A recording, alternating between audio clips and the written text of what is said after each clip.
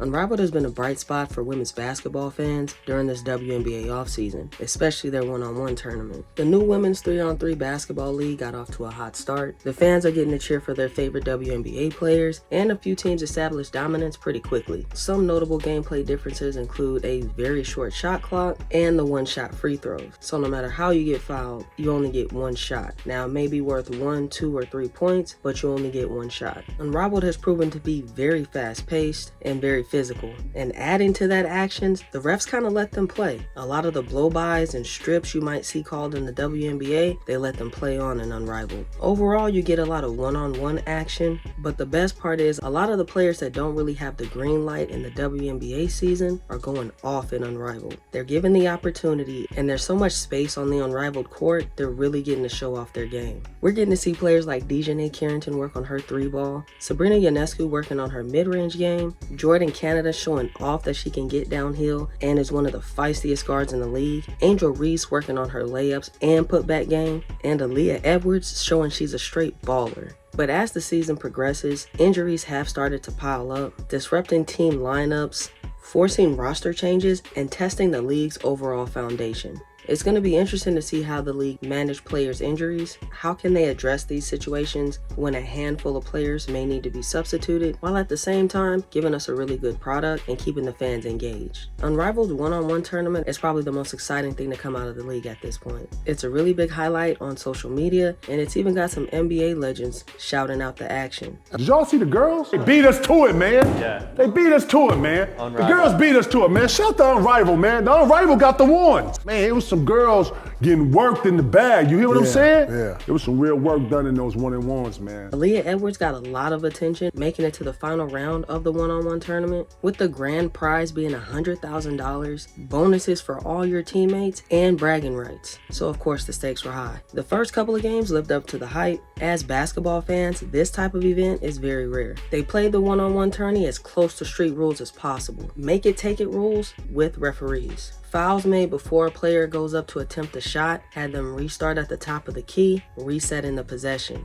All games except the finals were played to 11 with normal scoring. Mid-range are 2 points and 3-pointers were worth 3 points. Initially, it looked like a lot of the games were going to be blowouts, and then it's like they settled into the tourney and we got some really competitive one-on-one matches. Sneaky matches too, like Skylar Diggins-Smith going up against De'Erica Hamby. She used her fouls geniusly, basically fouling Hamby every time it looked like she was going to get past her, making her restart the possession. By the end of it, her feistiness got her the win just off pure grit and IQ. Ray Burrell, Sweet Baby Ray, got an upset too, knocking out Jewel Lloyd, who got a buy-in from the first round, so I'm not sure how I feel about that, but it was still a pretty good match. Same with Rakia Jackson knocking out Jackie Young. I wasn't sure that Young was going to play in the tournament, but it was still a really good matchup, with Rakia showing exactly what she's going to bring to the Sparks next year. Like a lot of lucky players in Unrivaled, she's getting to show what she can do, almost ensuring she'll get the green light for next season. And then Courtney Williams took out Ryan Howard, probably one of the bigger upsets just size-wise and Ryan Howard's experience in general, but Courtney made her work for it, kind of using the same foul tactics that Skylar Diggins-Smith used, but in the same motion, getting to her spot and hitting those middies that she's really good at. But the nicest game came from Aaliyah Edwards in the second round as she went up against one of the founders of the league, Breanna Stewart. Under the make it take it rules, she was able to beat her 11-0, the only blowout like that in the tourney, and Stewart took it on the chin. But this is one of the reasons a lot of people think the NBA couldn't really pull this off. How many players will be willing to put their names on the line and maybe just completely get shut out? There weren't any real upsets in the quarterfinals, but a lot of people were surprised when Aaliyah Edwards beat Arike Ogunbowale in the semifinals. She put a lot of people on notice in the tourney and made sure a lot of fans know her name for this upcoming WNBA season. This ended up being good for her and the Mystics. And not to downplay Fee's journey from the other side of the bracket, but she was pretty much the favorite in all of her matchups. The tournament played over a course of a couple of days, so the internet got to get in on it, impressed with the play, and entertained by the players willing to put their names on the line. Surprised and excited to see the finals matchup, and who would win enough money to literally rival their WNBA salary. The finals were played to 8 in a best of 3 games, and was made all the more exciting when Edwards won the first game. But of course, with $200K on the line, Efisi Collar roared back, won the last 2 games, showed why she's a beast in this league and why it's her league. I did appreciate the fact that she played in all the rounds though. She's one of the few players that didn't get a bye in any round. So Nafisi Collier won this title fair and square. Even Aaliyah Edwards lucked up and didn't have to play in the second round. Now originally the tournament was supposed to play with that first round having 2 sessions, but because of the injuries and the players that willingly withdrew, they shortened the first round but kept everybody where they were. So if your opponent withdrew or was injured, you just automatically passed on to the next round. And so for the most part it worked out for the tournament, but what the fans really lost with this was that forfeited game by the Laces. Going up against the Vinyl, they really only had 3 available players, and the league did prioritize health and the safety of their players by just canceling this game. With smaller rosters, teams have very little room for error, making every injury hit that much harder. Nearly all the Laces pulled out of the tournament because of injury or just needing rest. Alyssa Thomas is recovering from a knee injury that was exacerbated in Unrivaled, getting into a collision during a game a couple weeks ago. Tiffany Hayes is still under concussion protocol, where she also got into a collision and has been out for a week or so. Kate Martin is also nursing her leg injury and didn't play in the last Laces game. Kayla McBride sat out, just citing rest and long-term health. So not only did we lose all of these matches in the tournament, but the Laces were so short-handed they had to reassign Natisha Heidemann and quickly sign Benijah Laney Hamilton to a relief contract just so the Laces could play. This is a fan favorite team and it just didn't look the same during their last game. They don't have Alyssa Thomas, Kate Martin, Jackie Young, or Tiffany Hayes. Completely unrecognizable. Now Natisha Heidemann did originally come into Unrivaled on a relief contract, helping out the Phantom when they lost Marina Mabry,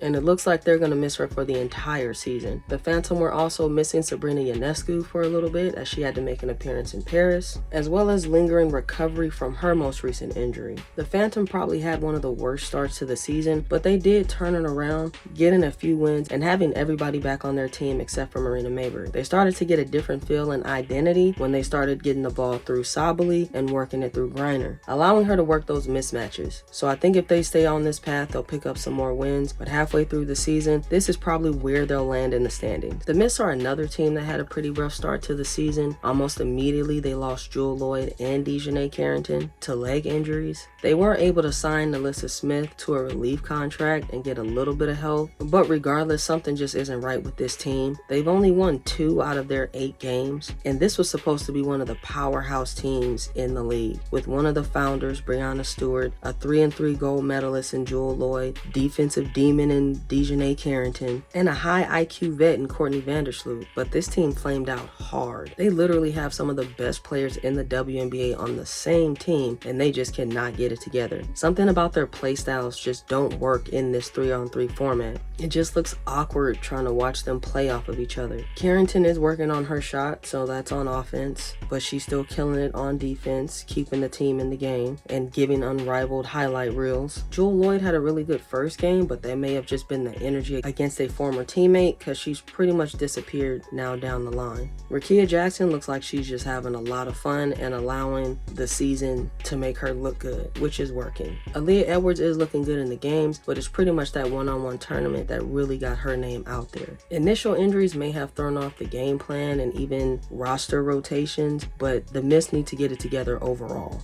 The Vinyl don't have any bad injuries, but they have been allowing their players to rest. Jordan Canada didn't play in their last game, but this was another team that was expected to do a lot of damage. Arike Agumbawale, Ryan Howard, De'Erica Hamby just seemed like a death lineup. Ryan Howard and De'Erica Hamby have literally played together on a 3-on-3 team, winning bronze. Arike Agumbawale is one of the best scorers in the league, so together you think they'd be killing teams, but they actually have a lot of trouble on defense, and that leads to rush decisions on offense and bad decisions going into one-on-one and not really running with the game plan. Teaspoon did try to make some roster adjustments, but honestly that just made it worse, so they went back to their original starting lineup and they're pretty much running like a middle of the pack team. The Rose don't have any major injuries either, but they did rest Kalia Copper and Angel Reese at some point in the beginning of the season. This is another middle of the pack team. Their play styles work a little better together, but still kind of awkward. I think they should still play with the lineup and see what'll will work best for the team. Chelsea Gray is literally carrying them through these few wins that they do have, when I'm pretty sure they figured they would get a lot more help from Kalia Copper, maybe Angel Reese, but they're definitely putting the season to good use. The entire team is working on their game, and they're going to go into the WNBA season that much better. Now, the undefeated Owls are just the unrivaled anomaly at this point. They play so well together. Somehow, all their play styles just match in this format. Skylar Diggins-Smith is able to play the floor general. Alicia Gray stays on the move and aggressively hunts her shots, leaving Nafisi Collier to just be Fee, leading the league in scoring. She just gets to play dominant in her role, no matter where she gets the ball on the floor. The entire team plays fast, loose, and selfless. Some of the best highlights for the season in this league have come from the Owls' possessions. They've played the entire season without Cameron Brink, but that has hardly mattered. They're steamrolling through this league. And since Fee won the tournament, the entire team gets $10K each as well. So the offseason for the Owls is looking great. Most of the players in Unrivaled make around $100,000, higher than the WNBA average. And they're also being well taken care of. A lot of fans online say it looks like a really fun offseason camp for the WNBA players. And they make it really personable, so as a fan, you feel like you're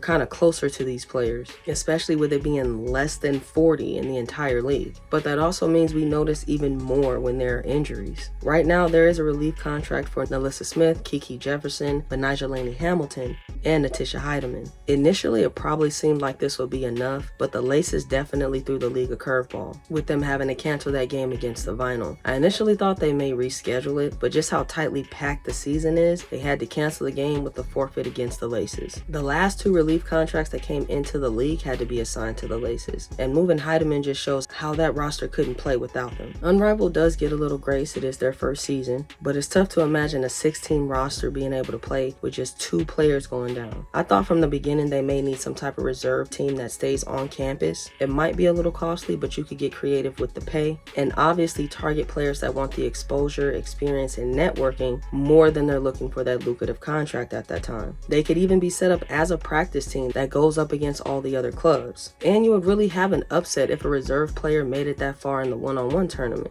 or saved a club's season because they lost a key player. And of course it would be full of names we don't readily recognize, but that could prove to be great, showing us exposures to players we're not aware of. They would go into the next season with so many front office eyes on them, fans being aware of them, trade values increase, and a confidence boost. Because the league is prioritizing player health for them and the WNBA, in a lot of ways it should be a partnership, some type of development league that leads into the W. All the players have said Unrivaled has helped them in some way work on getting better for their season in the W. So I definitely see them making some changes between seasons, tweaking scheduling a little bit, and addressing the need for player replacements if necessary. But one of the key factors for Unrivaled will be player sustainability. Will they be available? All of these athletes play in the WNBA, some play overseas, some play for their national teams, so they could prove to be inconsistent as far as being there for the league. If Unrivaled wants to keep its level of competition high, it is going to have to address its player pool and keep a schedule that's able to accommodate to a player's other commitments. Sponsorship and media coverage will also play a major role in Unrivaled's future. While the league has picked up significant sponsorships and fan approval, keeping the momentum will require strong partnerships, increased TV and streaming deals, and continued fan engagement. Ultimately, Unrivaled's ability to evolve alongside the W and address its challenges will determine whether it's here for the short term or the long term, becoming a permanent powerhouse in women's basketball. Fans are excited, the potential is there. Now it's up to the league to make it last. Don't forget to like and subscribe, players.